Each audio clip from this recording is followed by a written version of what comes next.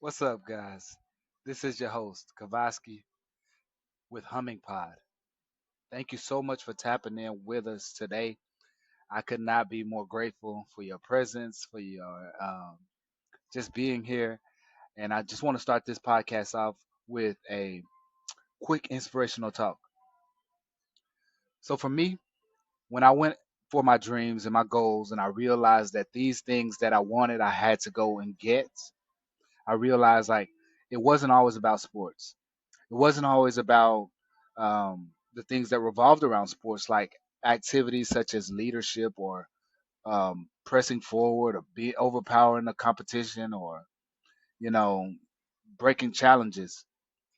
I realized that at some point you have to make decisions.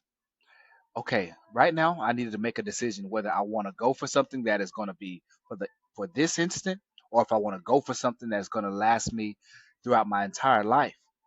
I heard a man once say that the only difference between him and someone who is poor on the streets was that the person poor on the streets was focused on their meal right now, but he was focused on his last meal, the last meal he would ever have, you know. And so the end goal is what we should be watching towards. And so I started pursuing a decision towards my end goal. And a lot of athletes, when they go live in life and they're playing sports, they miss that point because they're not focusing on the end goal, not the end goal of the sport, but the end goal of their future, their life. How do they want to end life? How do you want to say when it's all said and done, when you strap up, when you actually put those your jersey and hang it in the rafters for the final say? How do you want to close out this chapter of existence? And that's what you aim towards. So I want to motivate you guys to make wise decisions according to your your essence. And in speaking towards this, I want to say thank you guys for being members of the Humming Pod and following the Humming Podcast. Of course, it's something that you don't have to do, so I thank you for doing it. Check this. Go over, follow us on Pulsating Books on Instagram, PULSATING space books, Pulsating Books.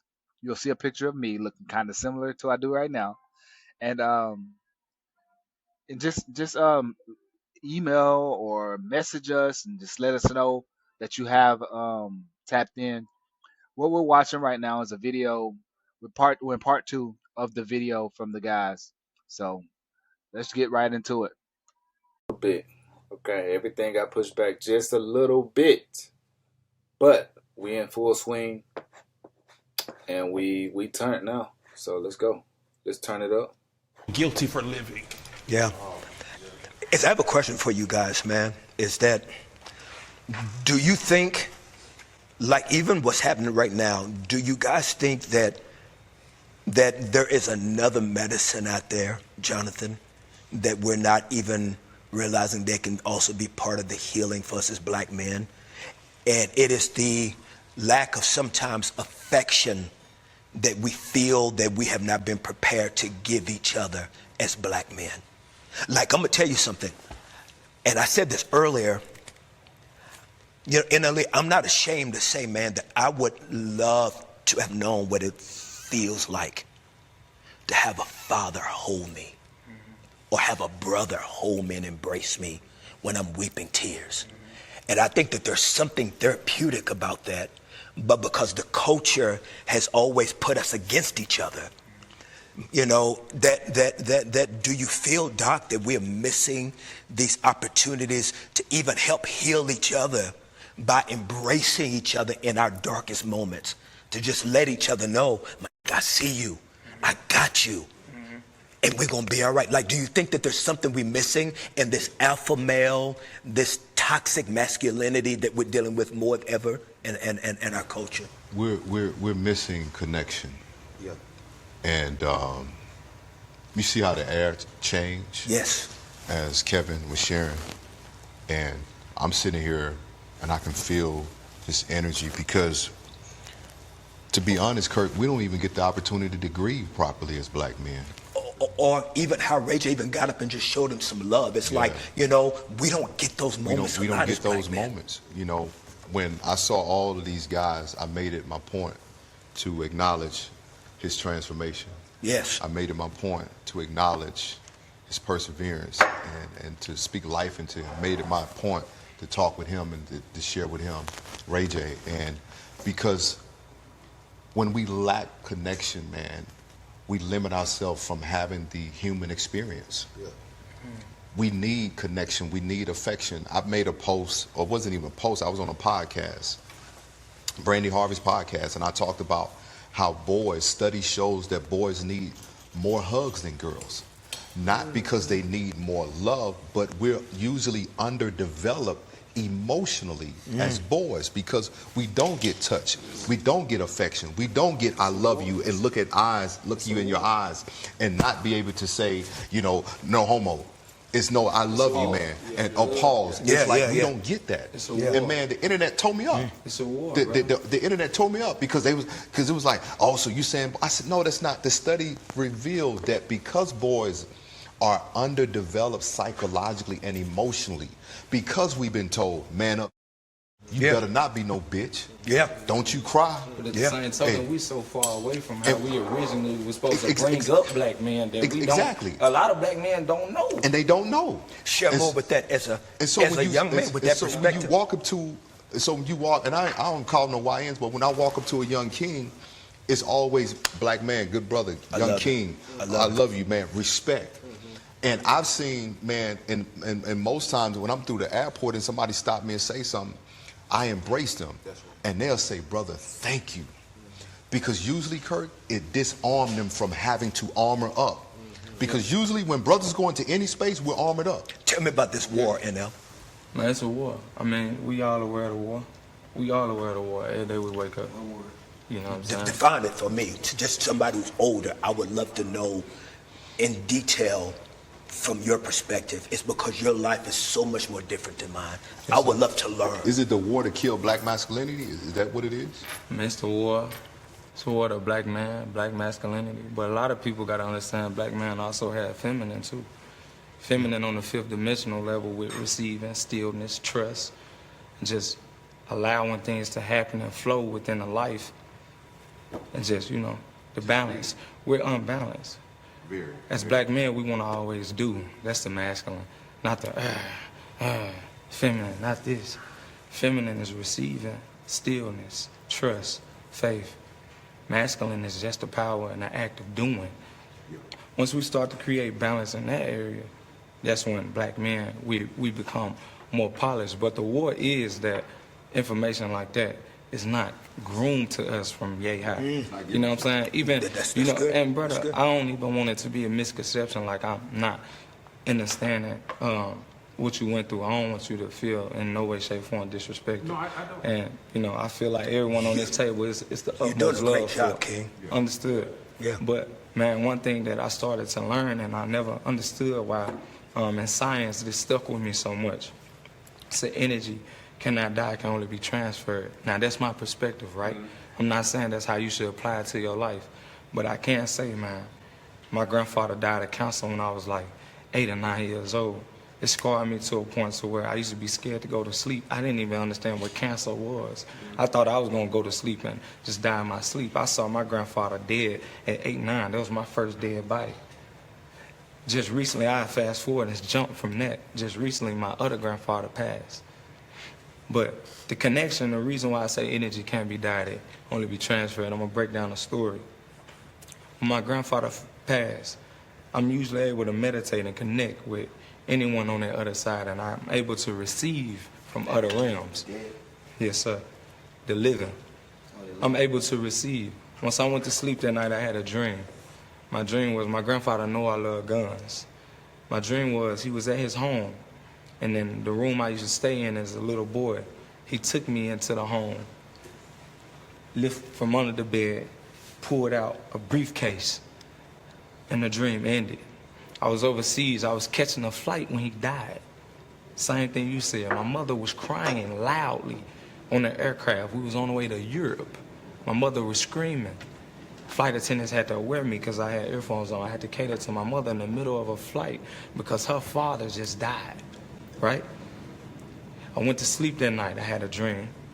Once I got back to Memphis, first place I went to was my grandfather's house to greet my grieving grandmother, but to also go straight to that room in that dream. In that dream, when I lifted up the bed and I pulled out the same briefcase I saw in the dream that he sent me, I opened it up, and that's where I found all his hunting rifles. So when I say energy does not die, it can only be transferred. How did I get that dream? How did I know it was guns under that bed if I never knew it was guns under the bed? Build a website you love with Wix. For your words.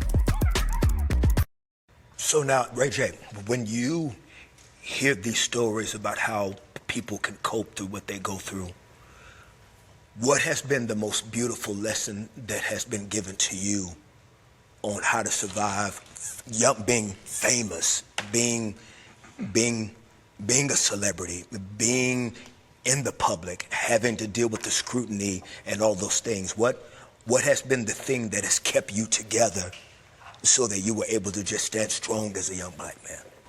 First off, I want to say to NLE, like, I fuck with you, and I appreciate you really genuinely trying to, like, make sure you say what you feel and from your experiences, and also put out this word where it can help people, because a lot of people are listening. And I respect that. I do, man. But, like, and when I was 22, bro, nobody could tell me nothing. 22, 23, 24, 34, 36, right? It's all different. 42, 40, right? It's different. But in his situation, he's right there. And that's where it's at. So it don't matter what we say about the years that we put in after, and what happens to the years after that is a little bit different, and it gets a little trickier, right? But when I was 22, when I'm 22, that's all you can tell me. And the OGs, they used to tell me shit, and I'd be like, for sure, OG, much respect. All right, cool. That nigga don't know what he's talking about in my mind, and walk away, right? You know what I'm saying? Right. But I always show. We all did. You know, you know what I'm saying? You go, he like, for sure. He like, and I'm telling you, man. He's like, all right, man. All right, OG, all right. And you like, you don't know what you're talking about, because I know what I'm talking about, right? But 22 and 32 is different, and 42 is different. And the way you going is, like, if you keep your head on straight like that and know that at any time, everything could change, like in 1 second. It's already done. It's done it multiple times, yes, sir. Meaning what? It's done. It's changed multiple times. But what I'm saying is, no, it is, but it hasn't changed. Like, you don't understand it yet. You don't understand. I don't understand what yet. What 32 looks like. Yeah, I do not. You're yeah, right. What 42 looks like. But there's no but to it. No, it is a but. No, it's not. The way that you looked at the OGs and you said you don't know what you're talking about is the same way I look at the OGs and I receive what I can, and I take it with a grain of salt and apply what I can't. I apply what I can and I leave what I can't. You feel me? But so are you eager to listen tonight? Have I not? I don't think so. Not yet. It's all good. If you don't think I listen, then no, you to think. I know I'm listening though. I listen to this brother's story, and I relate. Listen to this brother's story. I relate. He said he was. He said he overdosed. And nobody talk about the time when I drove into a tree, to a light pole, trying to, Wow. I got my own instances too. I'm just, I'm a little bit too. Probably it looks as if I'm trying to keep it hidden. No, but if I put it on the front line and I just go step by step, day by day, y'all will say, damn, you went through all of that. By 22, that's why I'm so far ahead, because I've already lived enough and I've learned. See, so you feel like you feel like you're far ahead. How far do you feel like you're ahead? I feel I'm far enough ahead to have a conversation with y'all, because I bet if y'all bring another 22-year-old, he won't be able to talk like this. You feel me? But talk like what? Talk and know what you sound. But you sound intelligent and you sound like you mean well, but you just have no clue of what this thing is. What the thing is. The thing is time. No. I want to hear him. Time. Time, right? Time. Time. Not timing, but time. Time. Time. Within time, what do you feel is going to be revealed within time that I'm not already understanding? All right, I so get what- I'm listening. And I think what Ray J is really saying, Arthur C. Brooks talk about crystallized knowledge and fluid knowledge. Yes, sir. And crystal knowledge is what we've acquired with age and with time. Yes, sir. And obviously, which honor and respect, yours is fluid. And what he's saying is there's so much more to be revealed. And because you're at that position, you're going to learn it. So I don't think he's not saying that you're not. What he's saying is that as you stay on the path, you will continue to receive more and more. but we have to debate. We have to have a debate because if we don't debate it, then there's no point to be here. My thing is, my I've listened maturity to didn't come everybody. from age. It just came from learning where I messed up at. That's what I'm saying. Is that not where maturity come from? Does it come? Tell me, does it come with age or does it come with learning and breaking the cycles that you're supposed to? That's a good question. Is that not? No, I'm gonna answer you. I think it's a combination of things, right? So you grew up in Memphis, right? A lot of violence, from what you were saying, right? So you've seen a lot of things that a lot of people haven't seen, right? So that's a lot of experience, right? But I'm 42, Kirk 50, 55. There's certain things that I'm gonna give you a silly example. Well, I'm gonna give you a silly example.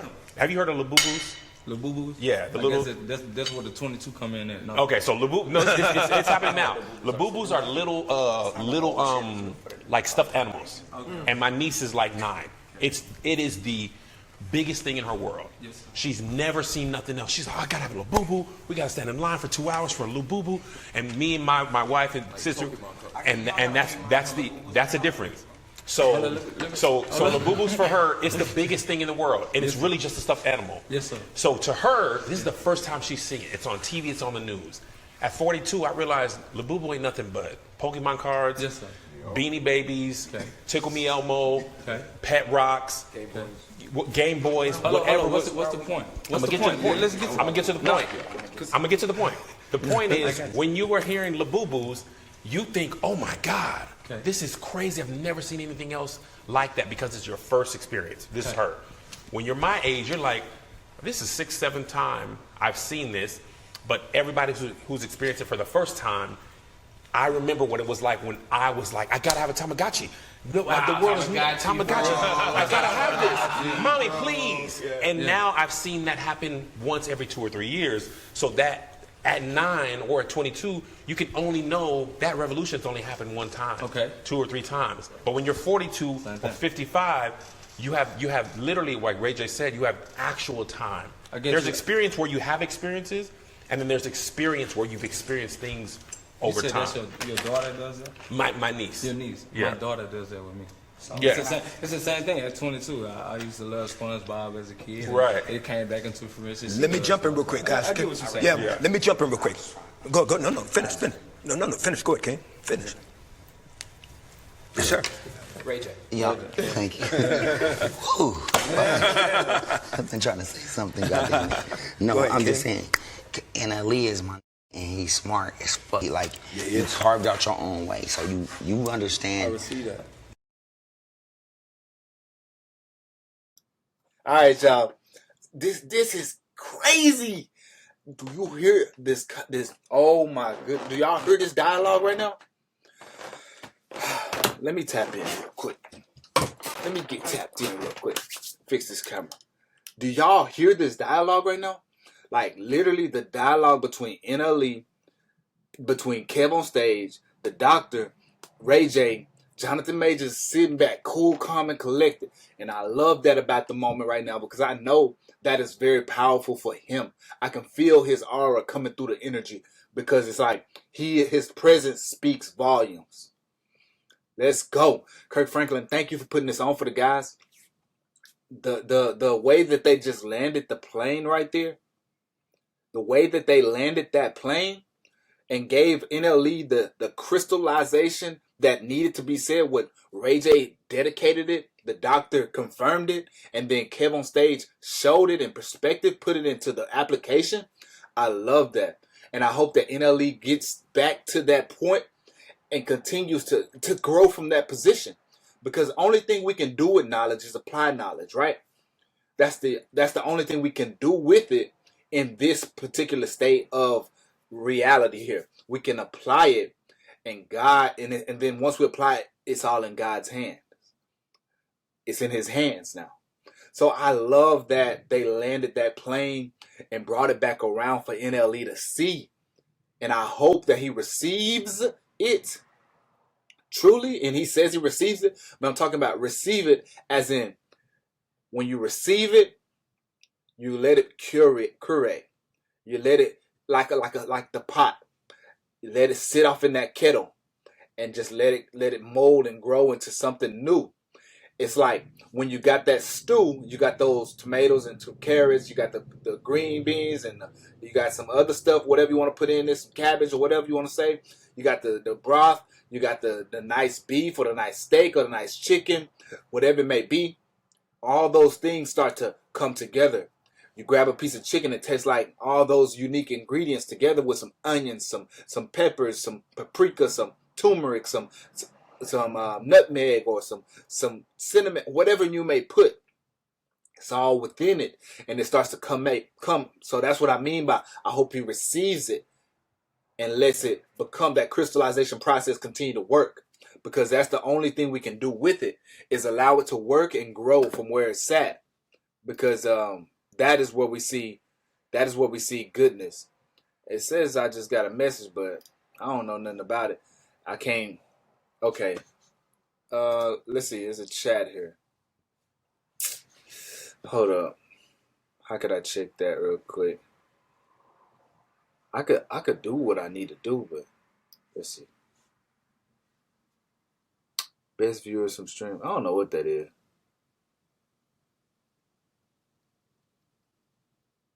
What's up? What's up from Twitch? I see you over there. Shout out to Twitch, bro. Shout out to Twitch. But as we look, we see different things going on, and we see this process. But we also see Ray J applying his knowledge, of course, giving him the vulgar truth. You know, we always say be brutally honest, but I'm saying give him that vulgar truth. Like, he didn't want to hear it. NLE didn't want to hear it, but because of the public nature of it, he had no choice but to allow this man to speak his piece, which was a good piece in his truth. And so that truth was able to be completed and delivered, and everybody got to hear it. So Ray J did have a wonderful point, and I thank him for that. So let's get back into the video. But I just had to pause it real quick and let y'all know how that made me feel. Like, I was so moved by that. Shout out to the guys on that one, man, for real. You understand by being your own boss. So nobody can really tell you nothing. No, that's not true. No. Let me just finish. Let me finish. That's not true. That nobody can tell you. You listen. No, you listen too. No, you listen too. No. You listen too. But what I'm saying is, you're like, think about it. And I know your mom. I know you. Like, you manifested where you are right yes, now. Sir. So you understand that. The grace of God. Cool. That's what you feel. That's what I know. Got it. Now, do you feel like you're at that experience level to where you can tell these and give these some advice? Do I? Like, really? You know what I'm saying? Do you feel like you can give Jonathan Major some advice? Do I feel I'm at that level? Yeah. Not successful. No, that's a good question. I'm talking about experience. Knowledge-wise, right? Yeah, do you feel like that? I can only give what man is willing to receive. That doesn't make any sense. But Yes, that does just answer the Break question. it down. Do you feel like your experience? Do you feel like your experience in the world that Yes. you can give Jonathan some advice? If he's willing to receive. That's way out. I didn't smoke a cigarette. So then let me jump in and say this. Watch this. I want to say something to you, Jonathan, and I want to be able to give a transparent moment to be able to meet you where you are, and just to be able to know that I felt you on the deeper level of what we were talking about earlier. We have got to the point where literally anybody can build a fully working app without knowing how to code. This is Base 44. This is a first look at the current. So, y'all all know that I've gone through things with my oldest son, right? You know, did you know that? No, sir. Did you ever hear about this thing about my son exposing me on a tape he recorded me, like using profanity? Did you ever hear about that? No, sir. Wow, okay. So there was something, I have an older son, he's 37, and I love him deeply. Yes, sir. I love him deeply.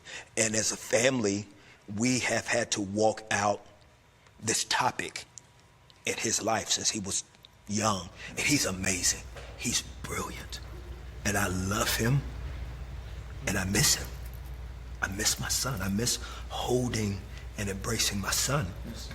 Well, something happened about almost 16 years ago where I had a bad emotional anxiety breakdown when we started to realize it was having issues. When this situation happened 4 years ago, I had always struggled with anxiety, and I'd always struggled with depression.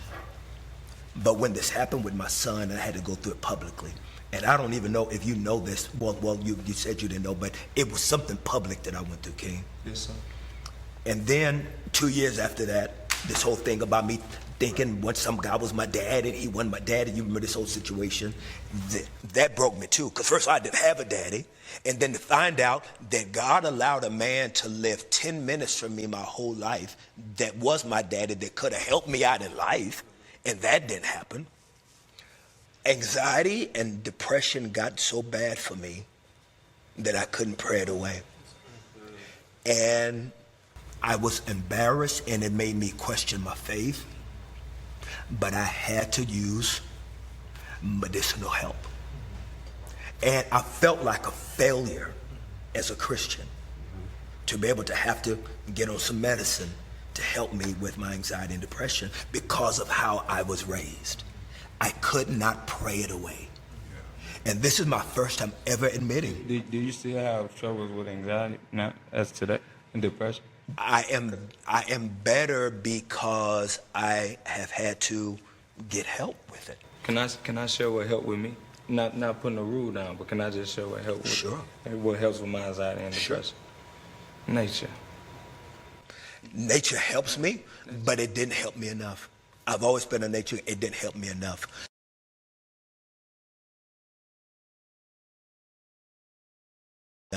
So coming back to you, what gave you the courage when you started to publicly, like you did, in such a comfortable way? Is because I've never had that courage. But when you just did that, I found inspiration in that.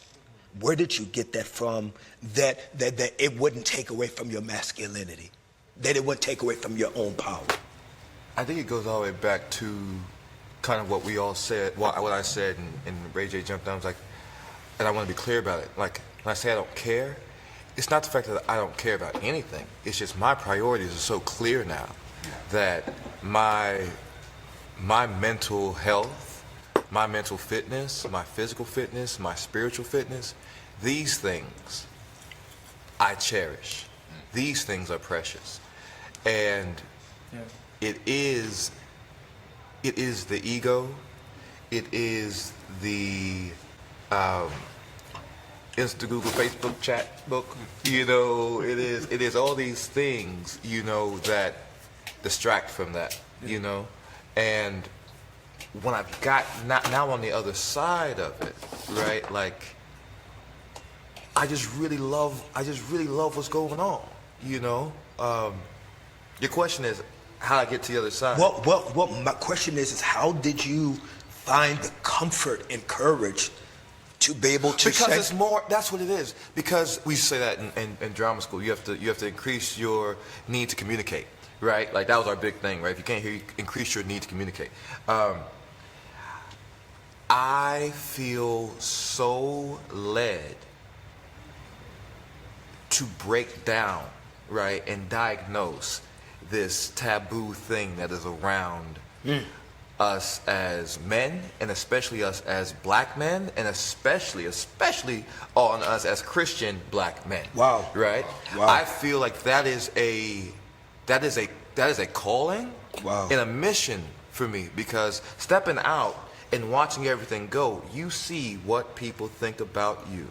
And you take the good with the bad, you take the crooked with the straights. And what I realized is there's a whole group, a whole ecosystem, an entire demographic of people who are looking at people like me, people like Kev, people like Doc, people like my homie, people like you, and saying, what do they do? What do they do? What do they do? And I go, if the Lord has put me on this earth and has put me through all this, right? And I'm still standing, and I'm still here, right? I gotta share that. You know, I gotta share that. And the things that were burdening me, I'm gonna unburden in front of folk so they can see that it's okay. It's really okay that you hurt sometimes.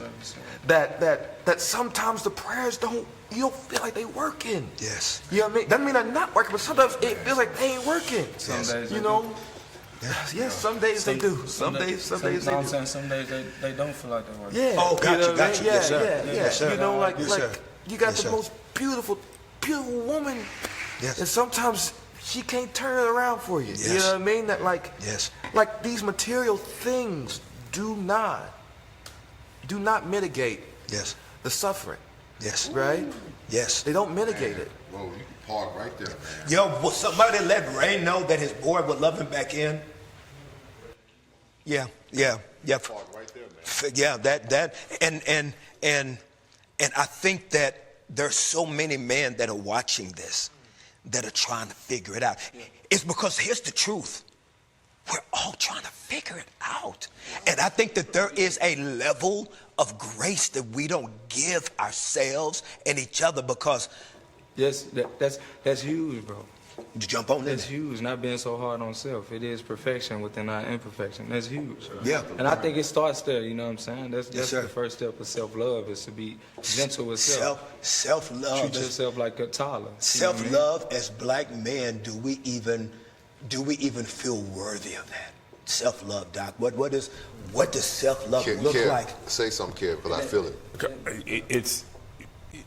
It's two things. We were talking about this earlier. I forget who said it, but we were talking about. I'll give an example. Two things. I'm sorry. It's a lot of thoughts are in my mind. We had the wildfires here in LA in January, and it was the first time I ever experienced it. My son came to me and he was like, "What are we gonna do?"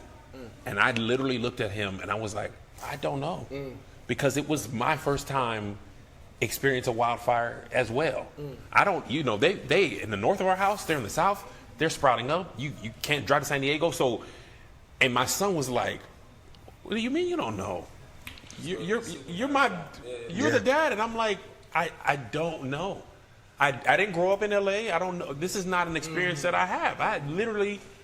I'm gonna just try and figure it out as we go along. But I feel like my whole family's looking at me like, you need to know. Yeah. But you know what I'm saying? But I don't, right? And then the love part, we all, as black men, it still feels weird for me to cry, especially in front of men. I love crying. Yeah. It feels so good. It does feel very relieving. Bro, it's one of the best things to do, brother. And I remember I felt like I needed to be strong for my sons. And I remember when George Floyd passed away, and I'm having to talk to them again. And this isn't even the first conversation. I had to talk to them about Trayvon Martin. I had to talk about Tamir Rice. And by the time George Floyd happened, it's like I have had to have this conversation with my kids so many times. I remember we were all in my room, and I broke down crying. Like, I'm trying to explain to them, because my youngest son was like, "Why does this keep happening to us?" And I didn't have the answer. And I fell into I started crying, and my oldest son hugged me. And that was like, although I felt weak in the moment, it also let him know that this is something that you can do. Yes. And I love to share this story, and I'm going to pass it after this. I was watching this anime called Blue Eye Samurai. Yeah.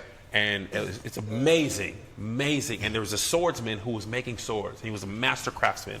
He was teaching the main character how to make a sword. Yeah. And she tried to make them pure out of strength. Only strength, the best metal, and the swords kept breaking. Yeah. So the master told her, you have to have strength and softness. Yeah. Because if you don't give the sword weak points, it will crack and break every time. We are either taught or raised or believe that there should be no weakness. Having my daughter taught me that, man. Yeah. It taught me that a lot, because you can't handle her how you would handle different things. You No. have to.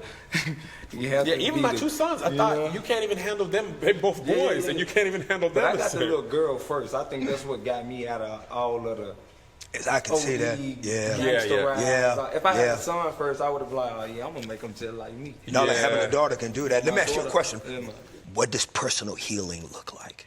That's interesting, and I really love this healing beat because you say you really what? I really love the healing beat, okay, right? Because there's two parts to it. Like, so when you cut yourself, right? There's the initial cut, and then you still got to move around with it, right? And then as it starts healing, right, it still hurts, right? There's a scab of it. There's all these things. That's the process of it. That's been like my last like 3 years, right? And so for me, like, and just talking like reality, you know, like the way it manifests for me is I'm more me, you know what I mean? And like now I don't have so many questions about, well, why they like me or why they hanging out with me or this and this. The doubts kind of go away because I know I'm showing up 110%, you know, my 100%, but you can't do 110%, 100% myself, right? And I'm connecting with connection. I'm connecting with brothers. I'm connecting with sisters. There's a certain amount of unity, right? That's how it's showing up in my life. You know, things are, not saying things aren't difficult, you know, at times, but there's a certain ease, right? And a certain self-possession and understanding that is really interesting. And then I take that, right? And I can take it to the Lord. I can take it to God. I can take it to my wife, right? And there's no like, your shoulders aren't up. You know what I mean? It's like, yeah, this is what I think. This is what I feel, you know? You talked about it earlier, the isolation, man. It's such a dangerous place. I often say the worst place a man can be left is left alone with his thoughts. Yes, sir. That's right. Yes, sir. It's such a dangerous place, man. So thank you. In a world where you've constantly been told what you can't do, who will you choose to be when presented with something different? Ask your healthcare provider what could be.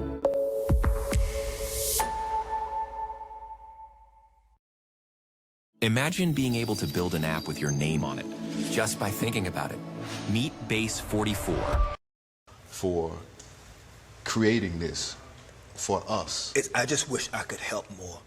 It's because a lot of these shows that, you know, what call them, it's all about, it's about being sensational. You know what I'm saying? It's not about healing. And I don't like that we have a society that people want to put on platforms the process of you and not be part of the healing of you.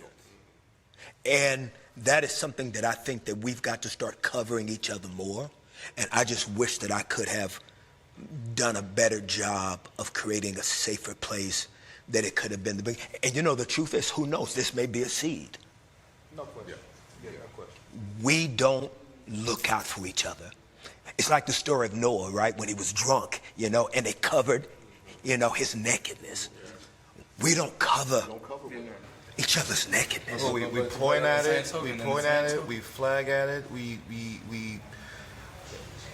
I mean, yeah, we podcast about it. Yes. You know what I mean? You know what I mean? Like, I want to be able to say to all of y'all that I really do respect and appreciate this moment to have with you. And I want to know from all of you, what can we say to the women watching? They may have a man in their life that may be dealing with these issues. How do they help their kings get to a place and a journey of being whole and healthy? We just need someone to listen. I think that would be the most important thing. Like, that's so good. Sometimes we need people to just listen to what we have to say. Like, just women are security. They want to feel secure. Yeah. So we have to be able to provide them with enough security to the point where they're willing to understand and listen. You know, we just got to be of service. It goes both ways. And we got to know when to dribble the ball and also when to pass it. So, you know, I feel like this whole conversation, man, was dope. You know what I mean? Wow. I feel like that nobody hold back, and there's going to be a lot of moments to where, you know, people may say, I don't agree with this or I agree with that, but at the end of the day, we're doing God's work by talking about it. You know what I mean? And that's all that matters. And, you know, I appreciate you, brother, for using your platform to bring me upon, you know what I'm saying, and sit at this table with great people. You know what I mean? So, and thank you for trusting me. Yeah, man. Thank you. Thank you. I was just going to say to the women part, and I can only speak to my wife, she never weaponized my vulnerability. Mm. And I think that you know, I'm not even a tough street dude or anything like that, but I also never wanted to appear weak in front of my wife. Yeah. And that's what my, you know, military brat, you know, it's all orders and, you know, sharp corners and stuff. Like, my dad did not cry. He didn't, you know what I'm saying? He never seemed weak to me ever. He cried one time, but it was his dad passed away. But the point is, I never saw that. So when my wife was like, I remember when I first opened up, I'm just giving you a little piece to see if you gonna in 2 weeks be like, yeah, remember when you was crying? You know what I'm saying? That'd be crazy. Yeah, but I think that happens. I think that happens in a lot of relationships. It does happen to some men. Yeah, yes. and then you will never ever get the version of him that you could have. Hey, he on to something right now. Before we get into it, let's just chop it up real quick. He said weaponizing his vulnerability was a big portion about, you know, his wife that he fell in love with on a deeper level, which led to a deeper rising or greater rising. Can you imagine it? The vulnerability of a man. Like I tell you guys here many times, this is my safe space, the Humming Podcast. And I do what I like, I do what I please, I do it the way that I want to do it. But the way that this could be weaponized against me would be social media saying that this guy is just a random guy who is talking blah, blah, blah, and not doing this, whatever, giving these people this or whatever. Who knows? But his wife protected his vulnerability in love, openness, comfort, welcoming, and I think he's onto a great point right now. So let's go ahead and listen in, or chime in, if you will, and let's hear what he got to say and where it takes this. Yeah, and I think my wife, God bless her, she has allowed me, and with each safety, it allowed me to be more vulnerable with her. To now, if she were to ever, to be vulnerable is to leave yourself open to attack. So now I'm so vulnerable with her, she could do irreparable harm if she wanted. Yeah. And that's why we love her. And because she could and doesn't, we're able to reach a level of love that you can only have if you are truly vulnerable. And she is with me. It's not a one-way street, but I think it's easier for women to be vulnerable, more easy than it is for men. And it hides the intimacy. And it hides the intimacy as well, because you like, and that, I said this in another podcast, like, people often ask me why I don't cheat. Brother, I'm not getting that. Like, do you understand the value of somebody that you can trust to fall asleep, like just to fall asleep?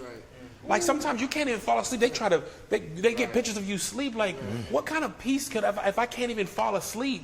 If my picture is valuable, like, we can't have any trust or relationship if I can't even trust you that I can't fall asleep. That's beautiful. And when I was going through that, when my brother passed, she was with me, like, every day, highs, lows. I remember I didn't even know what vulnerability meant. She was like, I want you to be able to share your fears with me. And I remember telling her, how can I share my fears with you if I don't share my fears with myself? Wow. I don't face my fears, so I cannot tell you them, because if I acknowledge them, they're now real. Wow. But she, after 10, 15 years of marriage, you needed that to continue to go. Surface stuff, that's not going to get you 21 years of marriage. Yeah. You can't be on the surface for 20 years. Yeah. Eventually, you either want more or there's nothing left. Yes. So I think to answer your question in a shorter way is, not weaponizing vulnerability allows your man, your husband or boyfriend to be more vulnerable, and therefore you can come back stronger that way. Co-producer.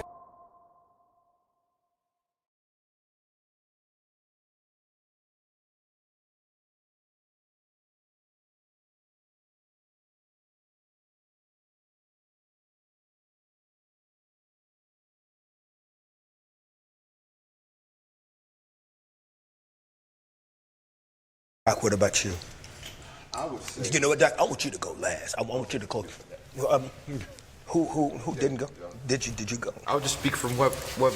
Oh, I'm just so happy. I think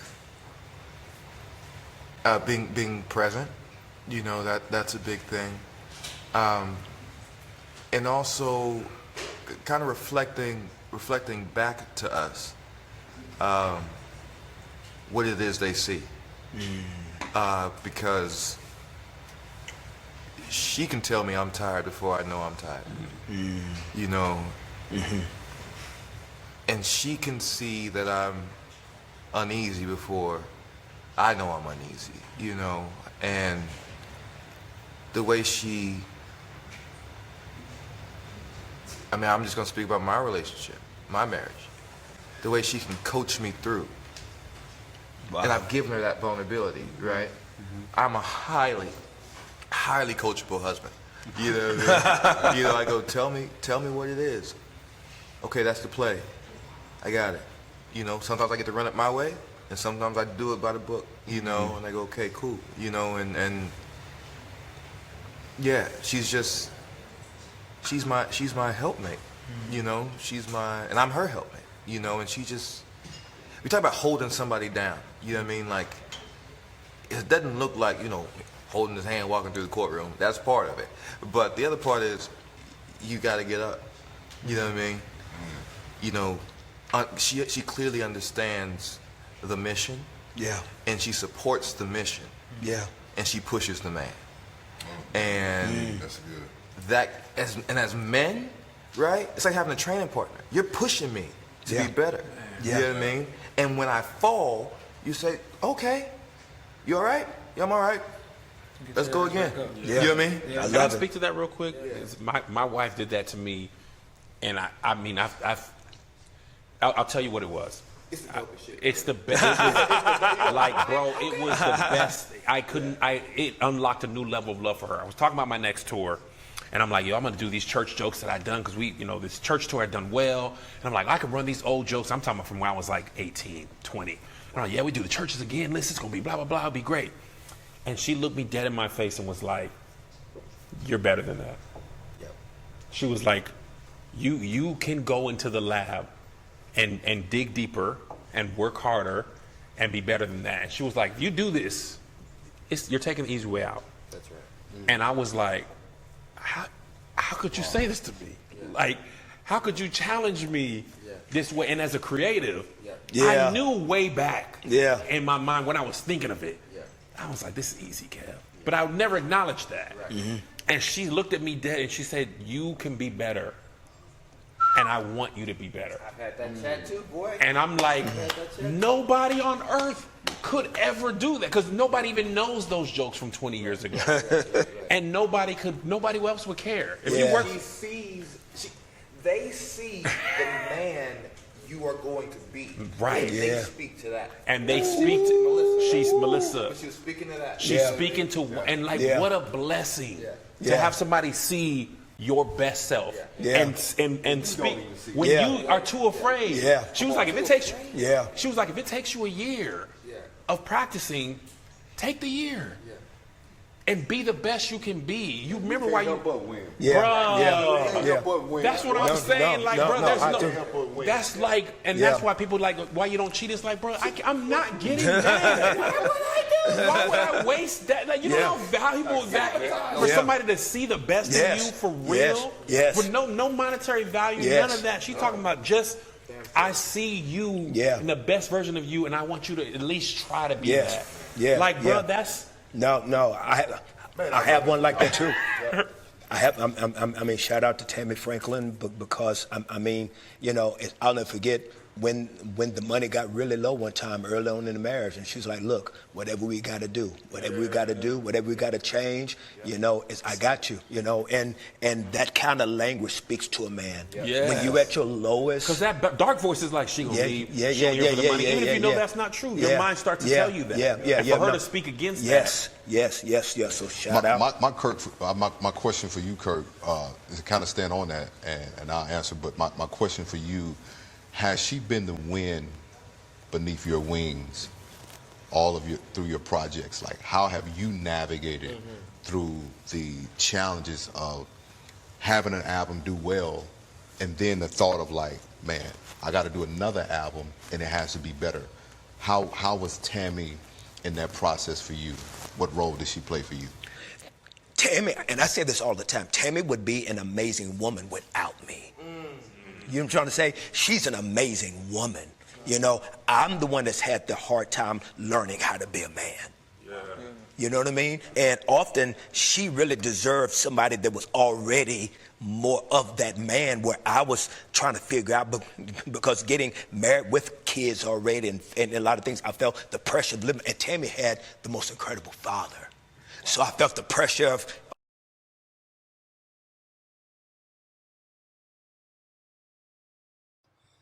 Wow. Did you guys hear what he just said? Wow. This man just gave his wife so much.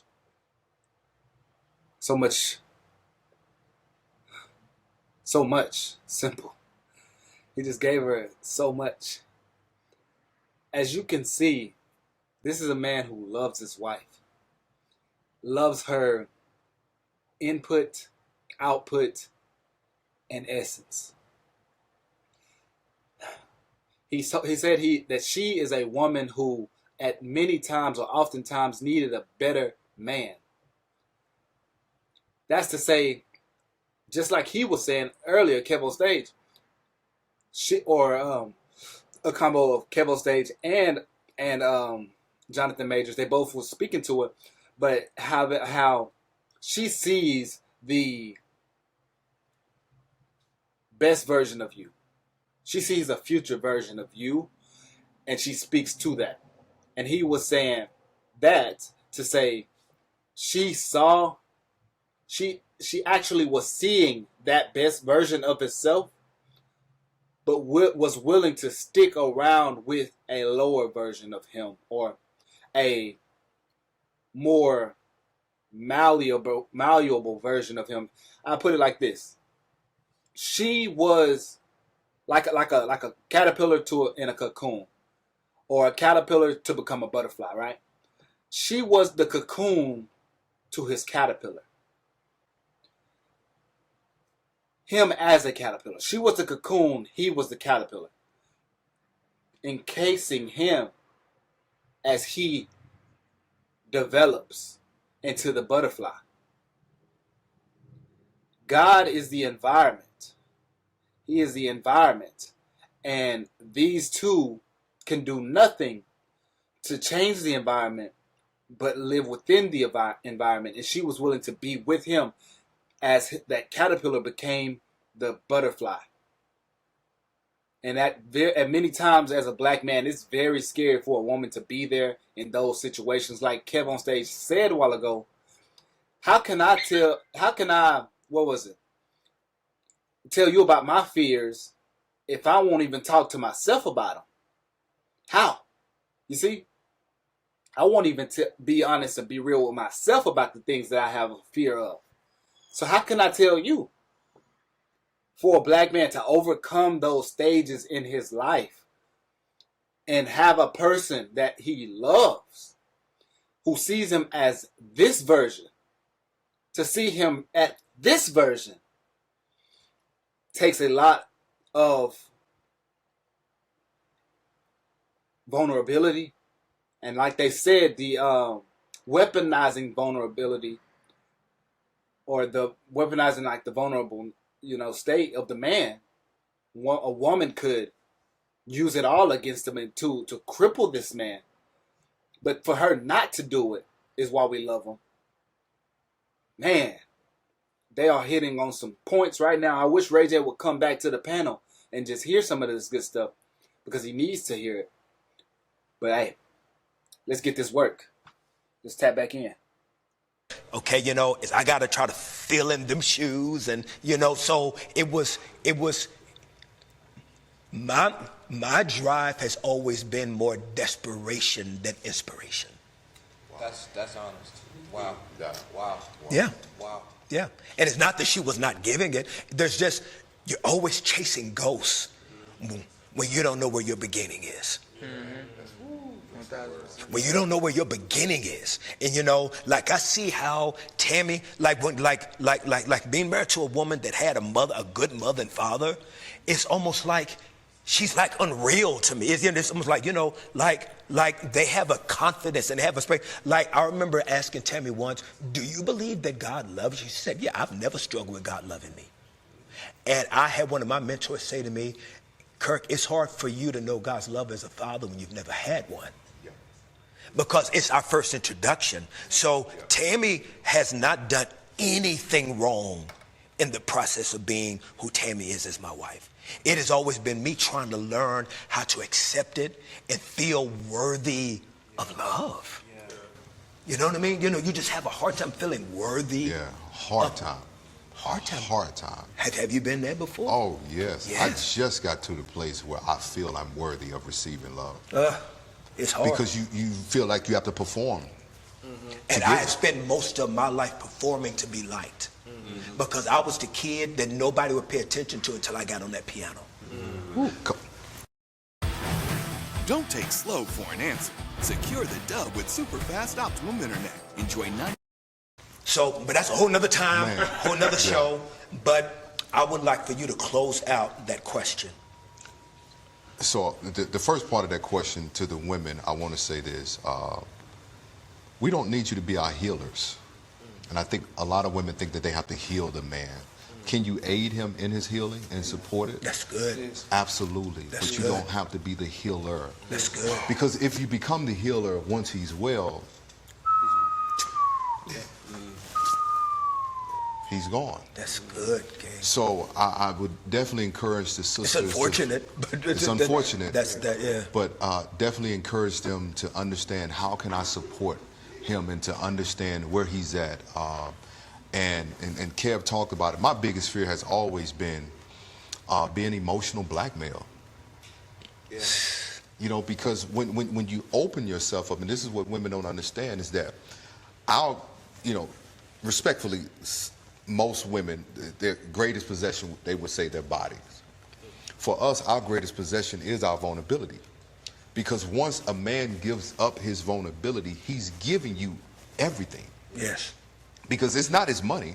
Yes. It's that when I start to share secrets. Yes. I was molested here. Yes. I was abused here. Yeah. I heard this at 10, and it still affected me at 40. These become the things that we're now afraid, as you said. Will this become ammunition that when I'm not the best to you, or I'm not at my best, does this now become the same bullets that you're shooting me with?